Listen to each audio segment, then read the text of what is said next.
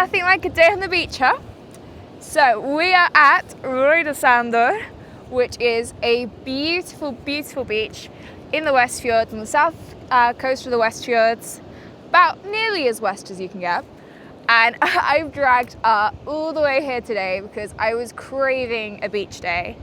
It's August right now, and every single year pretty much of my life I have been in Spain on this sort of first week of August to visit my grandmother, but because of COVID-19 I can't do that this year, so we've decided, Ísafjörður is the new Ibiza. Not that we're in Ísafjörður, but yeah, we've decided to take in one of Iceland's most beautiful beaches. So yeah, I'm Poppy Askham, welcome to Abandoned Iceland, and we are at Rauðasandur.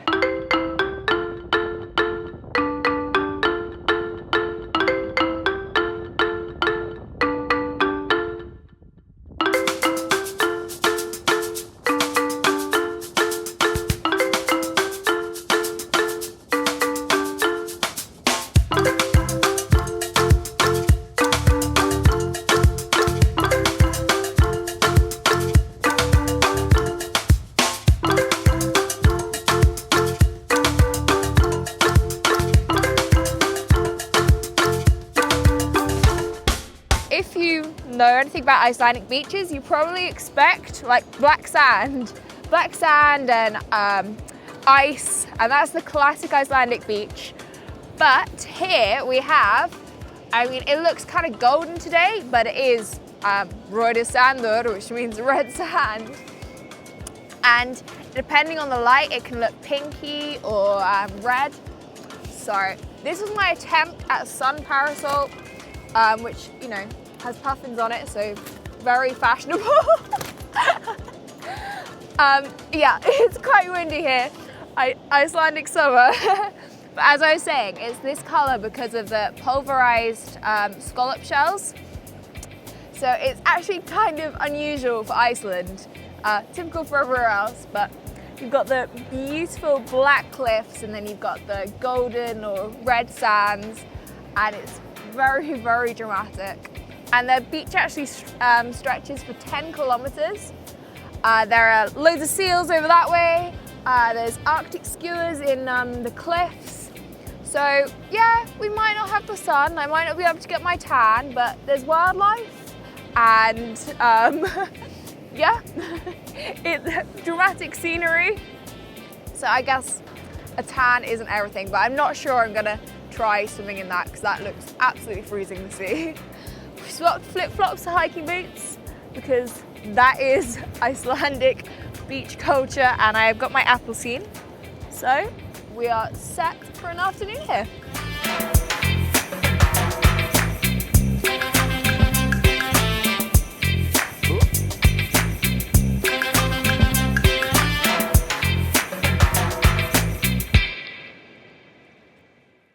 It turns out there is more to Rauðasandur than meets the eye, because this is actually the site of one of Iceland's most famous murder trials.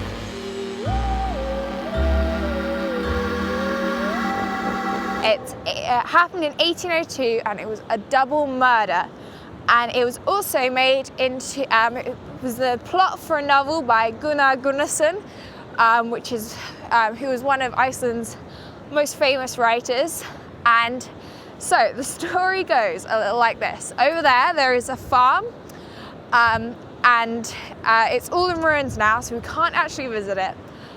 But in the farm lived a couple called Bjarni and Gudrun. And they lived in half the farm, and then another couple called Jon Steinen, they came to live with them on the other half. So allegedly, Bjarni had an affair with Steinen, and there were lots of rumours flying around. But one day, Jon went missing, and the story was that he must have fallen off one of the cliffs just along this coastline. And so, there weren't, no one thought anything was amiss until a couple of months later, Gudrun also died. And so, seeing as there had been these rumours, about the affair between Bjarni and Steinen, people started getting a little suspicious. And it got to the point where a local priest even got Gudrun's coffin to see if there was any signs of foul play. So these rumours kept on circulating until a couple of months later, Jon's body washed up on this beach. And there weren't any signs of broken bones, which, you know, you'd expect if he'd fallen off the cliff. So a murder trial started, and the couple who were having an affair, Bjarni and Steinen, they both confessed to murdering their spouses. Bjarni had his staff kill Jon, and they had tried to poison Gudrun, but it hadn't worked, so it had to suffocate her. And yes, so it was a huge court case. Both of them were sentenced to death, and yeah, gave Rauðasandur a rather spooky claim to fame.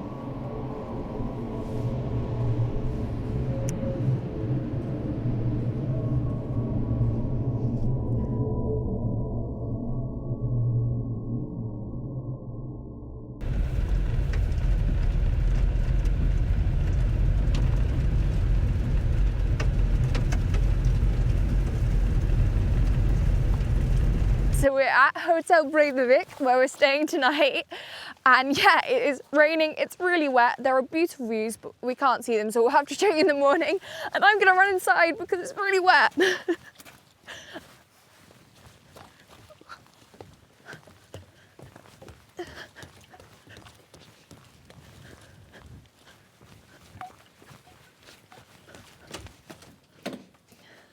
Tack.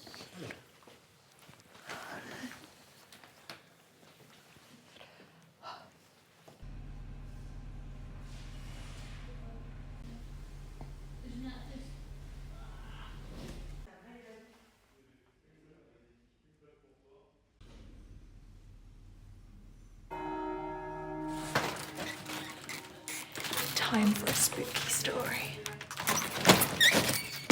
Soon after we bought it, I was sitting outside where is now the other dining room, and I was sitting on the stairs there. And then there came these two men from Reykjavik, and they said to me, we are here because somebody told us about somebody found human bones here. And I was like, human bones? I've never heard about it. And I said, who told you about it? And he said, Guðmundur Ólafsson. And I was like, Guðmundur Ólafsson? I just heard about Guðmundur Ólafsson, who was here like 1912 or something. And then he said, I asked him, when was it reported to you? And he said, 1912. And I'm like, I have a bad humor, and I said, that's a very bad service for you to come here since from something that you were told about 1912. Mm-hmm. And I told him I haven't heard anything about it, so he left. And we had a lot of dogs at this time, and once I saw a bone standing out like this from the mud. And I was thinking, what is it? But I didn't touch it, I didn't take it, but I was thinking, why don't the dogs take it? But it was brown, and most of the time the bones from the sheep that we're giving the dogs to eat off from, they get not brown. But inside, I think I knew what it was. But then I left it. Then a few days later, a friend of ours came, and he came in with bones similar to this and said, what are you doing with the guests? I said, what? Because this is a leg of a man. And he went outside and started to dig with a teaspoon everywhere, and he started to find all kind of bones. These bones we sent to Stykkishólmur to see how old they were. And then the man who got them, he told us he could find out that when they were building the house that says in front 1912, they came down to a grave, graves, you know, and they reported it. That was what they were coming to see 99, few years after 1912. And but nobody did anything, so they just shovel it like everywhere, you know. Yeah. So when we start to build here, we start to find probably the bones that came up the graves from them when they were doing it. And some of them bones went to Stykkishólmur to try to find out how old they were. And the man there, he said, they are very old. They're probably from heathen, you know, so very, very, very old. Because with the bones are bones from horses, which means the horses was buried with the owner or something like that. I don't know exactly the story about that. He took the bones and he said, if we want, we could have them back. And I said, yes, we will have them back later. So when my friend came again, who went out with a teaspoon, he always, when he came, he started to look. And like 3 years ago, he came inside with this. And I said, where in the world did you find this? And he said it was in a parking place in front of the hotel. Because like in the winter time, when everything is frozen, some stones come back up, and this came up. And I'm just very glad that it was him that found it. It would be a little bit hard if, or difficult if some of the guests would have found it. Yeah.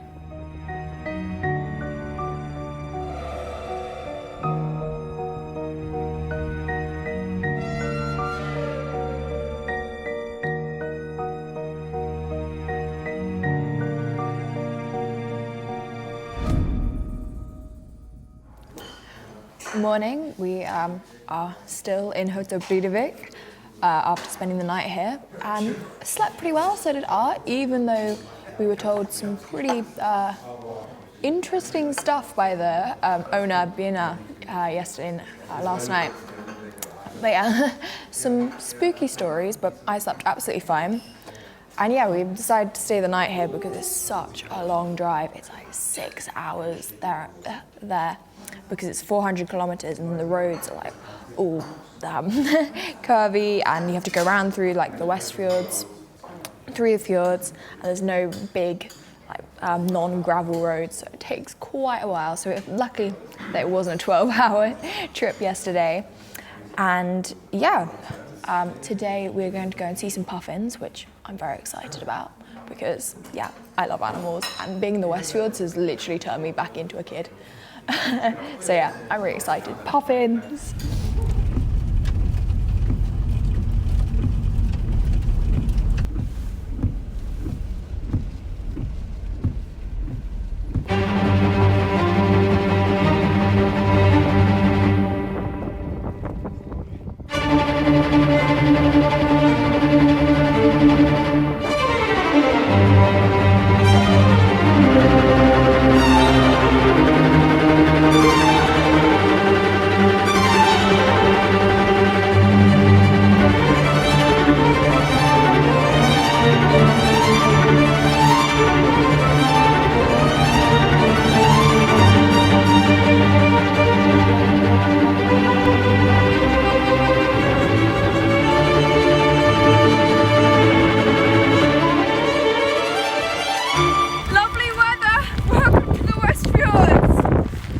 So we have made it to Látrabjarg, which I really struggled to say, and I probably said wrong, but it is the westernmost point in Europe, if you forget the Azores Islands, which all Icelanders do. This is the westernmost point, they don't count.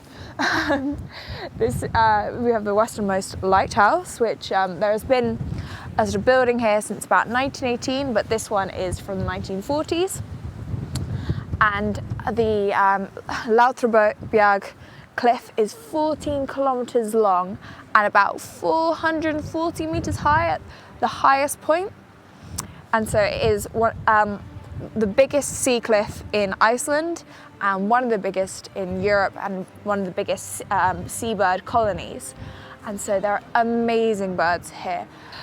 And you can actually smell, like, there's a thing called guano, which is the fertilized bird excrement, which makes it so green and so sort of mossy. It's really soft underfoot, but it smells. I wish you could smell it because it's so distinct. It's kind of almost sweet, but very fishy. Very, very odd. And when we walked over there just before, and it was so windy and so rainy. Honestly, I thought I was gonna be blown off. But all you could hear was just like birds and the wind, and it was so dramatic. But I am very cliche, and I really wanted to see a puffin. I have never seen a puffin, and we came all the way to the Westfjords, and we walked across the cliffs, and we didn't see any puffins. And so I was like, Art, I refuse to go until we've seen a puffin, because yes, I am very cliche. But the best thing of all is just when we were about to leave, when I thought, my heart was going to be crushed and I wasn't going to see a puffin, they were right by the car park all the time.